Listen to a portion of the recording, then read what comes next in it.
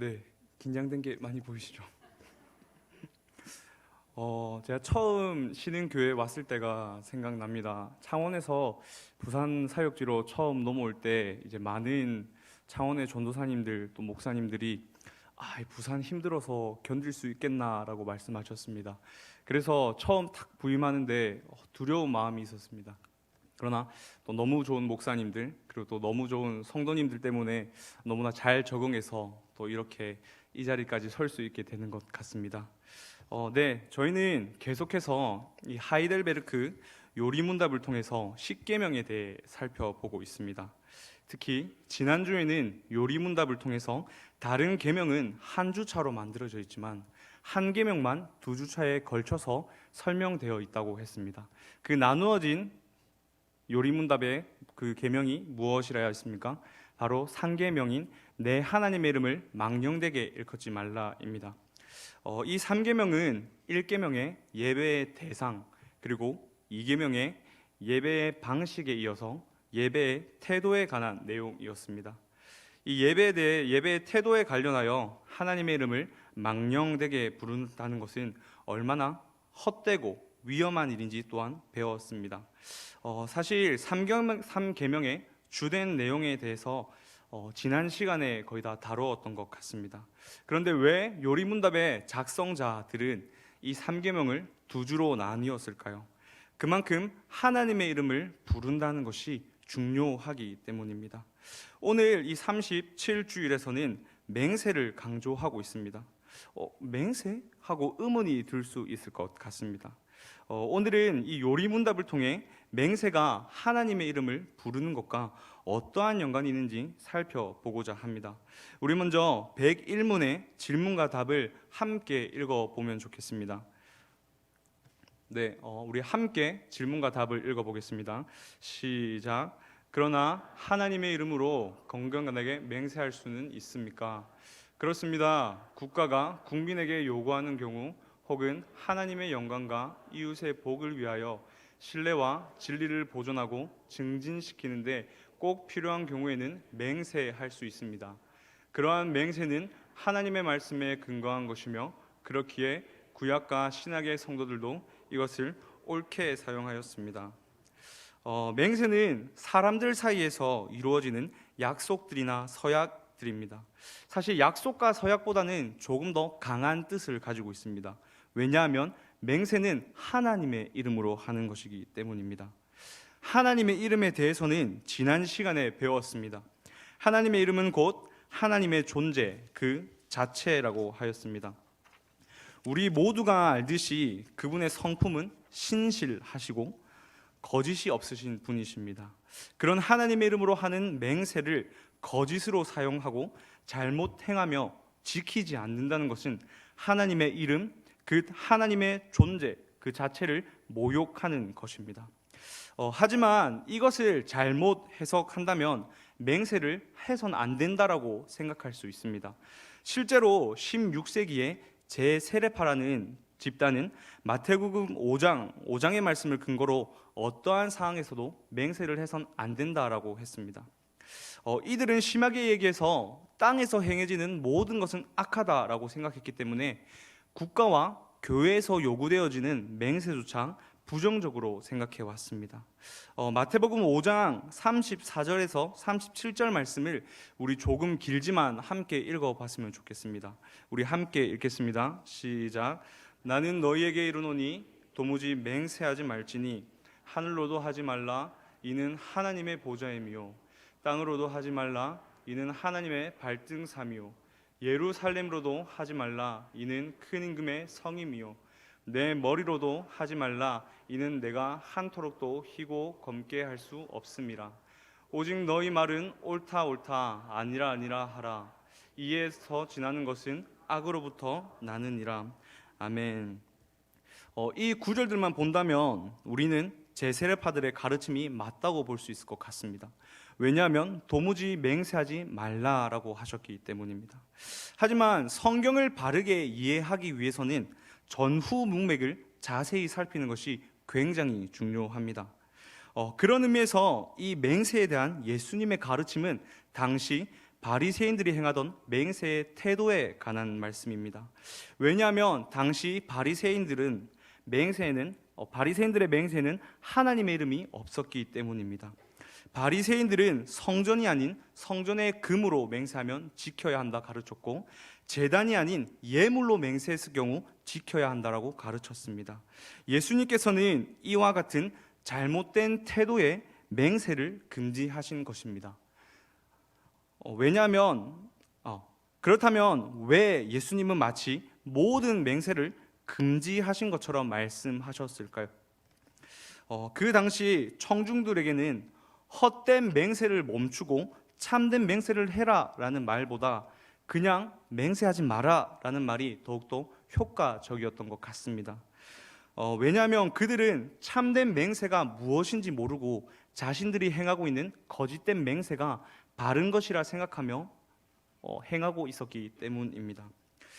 이렇게 성경의 전후 문맥을 본다면 제 세례파들은 성경을 바르게 해석하려고 하기보다는 자신들의 생각을 합리화하기 위해서 성경 구절을 사용했습니다. 그렇다면 어떠한 맹세가 우리가 행할 수 있는 경건한 맹세일까요? 몇 가지 예를 한번 들어보려고 합니다. 교회에서는 특별한 경우에만 맹세를 합니다.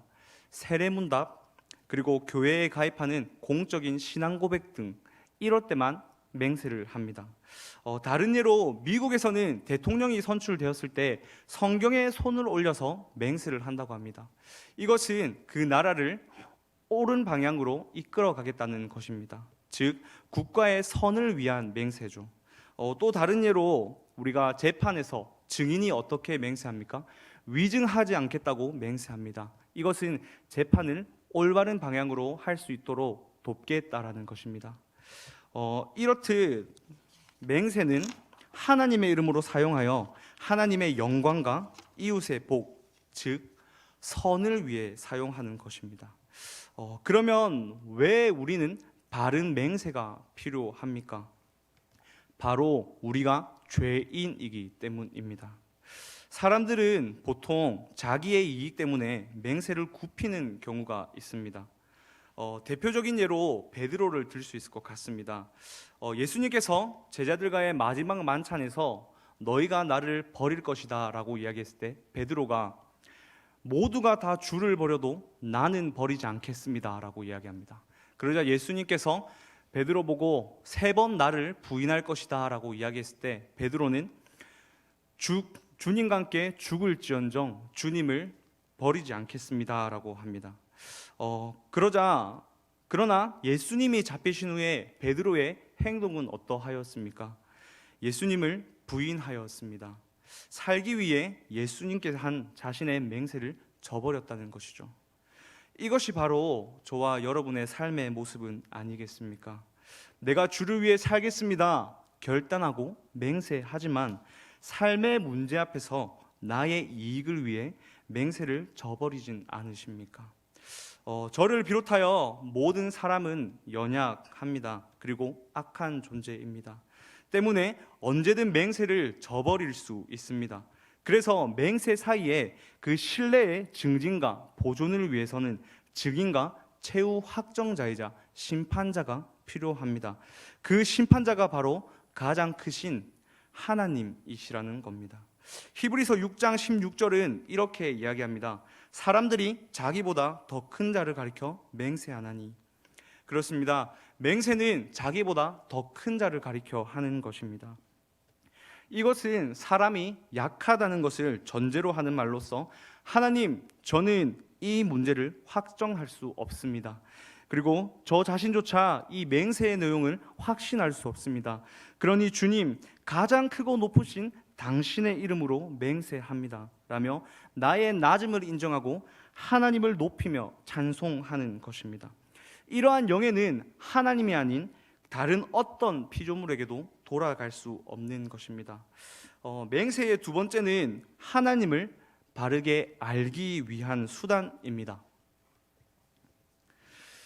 오늘 본문인 신명기의 말씀은 이스라엘 백성이 하나님께서 약속하신 가나안 땅에 들어가서 살게 될 때에 하나님을 잊지 말고 잘 섬기라는 것을 계속해서 가르치는 내용입니다. 오늘 본문을 우리 다시 한번 보도록 하겠습니다. 오늘 본문을 우리 함께 다시 읽어보면 좋겠습니다. 함께 읽겠습니다. 시작. 내 하나님 여호와께서 내 조상 아브라함과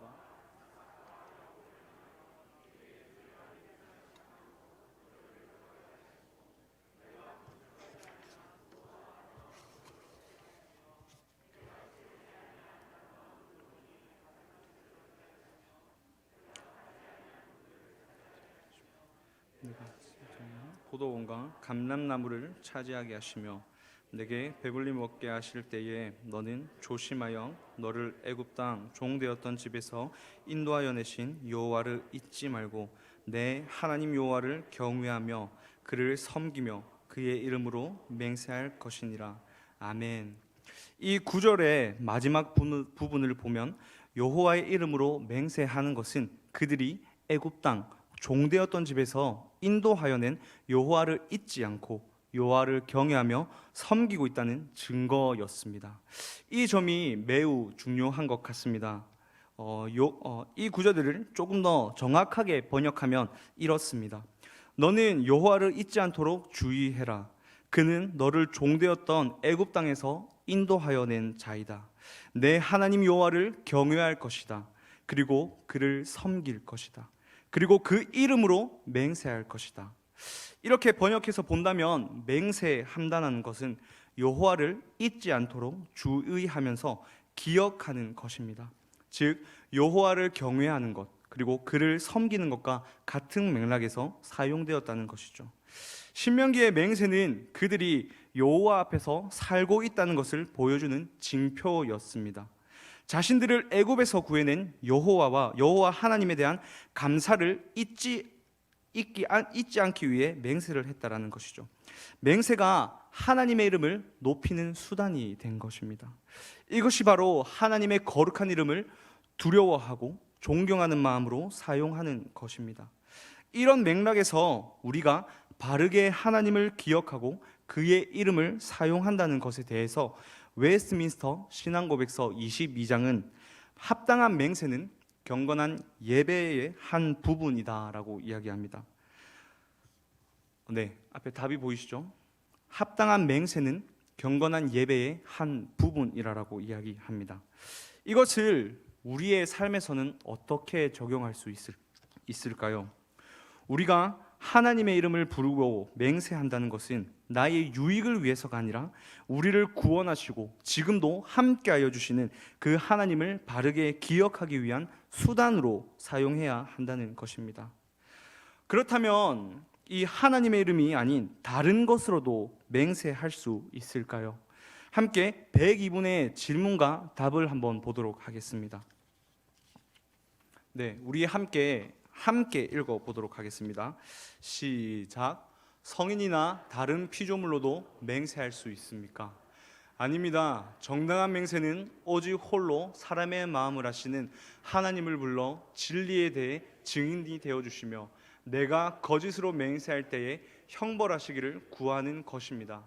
이러한 영예는 어떤 피조물에게도 돌아갈 수 없습니다. 그렇습니다. 정당한 맹세는 오직 하나님의 이름으로만 가능합니다. 요리문답이 맹세에 대해서 이렇게 중요하게 다루는 이유는 당시 시대적 상황과도 관련이 있습니다. 요리문답과 신앙고백서와 같은 교리는 당시 로마 가톨릭의 신학을 염려하며 작성한 것이 많습니다. 특히 오늘 주제에 관해서는 당시 로마 교회는 삶의 각 영역마다 거기에 해당하는 성인이 있었습니다. 이들은 하나님의 이름으로 맹세를 하면 큰 벌을 받는다는 것을 알고 있었기 때문에 하나님이 아닌 다른 피조물로 맹세함으로 그 벌받을 위험에서 미리 방지하겠다는 의도였습니다. 그래서 병 낫는 것은 성 누구의 이름으로, 혼인은 성 누구의 이름으로 라는 식으로 맹세를 했습니다. 뿐만 아니라 천사들의 이름으로도 맹세했습니다. 그러나 여러분, 천사 또한 하나님의 피조물입니다. 특히 성인과 천사의 숫자가 많기에 이름을 잘못 부르는 실수도 있었습니다. 그렇게 되면 그 맹세의 효력이 없게 된다고 합니다. 그래서 당시에는 이것을 악용하는 일들도 많았습니다. 이러한 시대적 배경에서 백이문은 삼계명의 뜻을 설명하면서 질문합니다. 성인이나 다른 피조물로도 맹세할 수 있습니까? 이에 대해 요리문답은 이렇게 대답합니다. 오직 하나님의 이름으로 하는 맹세만 정당합니다. 맹세는 하나님의 이름으로만 하는 것이지 성인이나 다른 피조물로는 하는 것이 아닙니다. 모든 것이 하나님께로부터 나왔습니다. 때문에 우리의 모든 맹세는 오직 만물의 창조자 되신 하나님의 이름으로만 가능한 것입니다. 하나님 외에 그 무엇도 정당한 맹세의 증인이 될 수 없다는 뜻입니다. 이것은 결국 하나님과의 친밀한 관계와도 연관되어 있습니다. 다른 것들로 맹세를 한다는 것은 하나님의 자리를 다른 무언가로 대신한다는 것입니다. 하나님과 아주 친밀한 관계를 맺고 있다면 어떻게 하나님의 자리에 다른 무엇을 세울 수 있겠습니까? 그럴 수 없을 것입니다. 그 무엇도 하나님의 자리를 대신할 수 없다라는 것입니다. 마지막 빈칸의 답이죠. 그 무엇도 하나님의 자리를 대신할 수 없습니다. 그렇기에 우리가 하나님이 아닌 다른 피조물의 이름으로 거짓된 맹세를 한다면 그것은 삼계명인 하나님의 이름을 망령되게 하지 말라라는 명령을 어기는 것과 동시에 제2계명인 우상 숭배를 하지 말라라는 명령 또한 어기는 것입니다.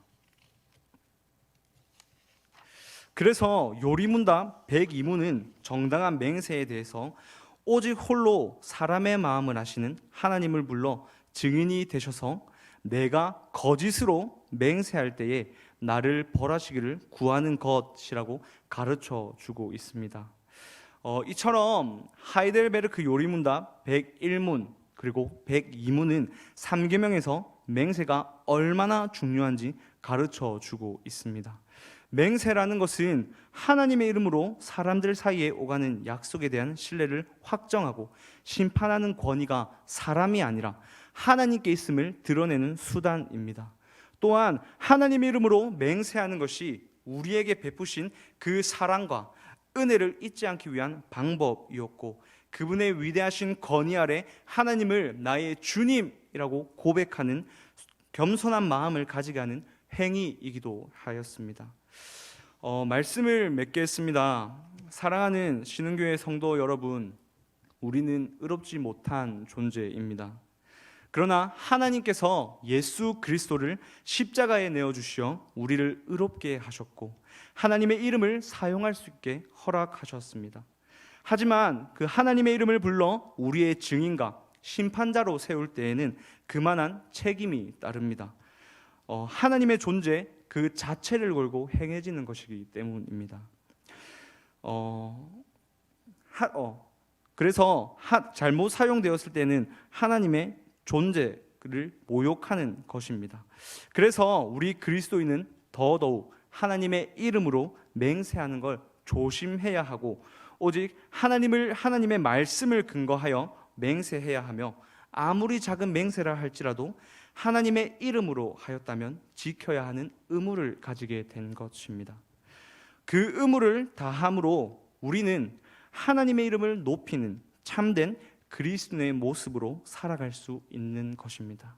저는 우리가 하나님의 이름을 높이는 존재로서 우리에게 들려지는 이 진리의 말씀, 설교를 통해서 하나님에 대한 바른 인식을 가지고 우리에게 허락하신 그 이름을 바르게 사용함으로써 하나님의 영광과 이웃의 복이 되는 그런 우리 신흥교회 성도님들이 되시기를 주님의 이름으로 간절히 소망합니다.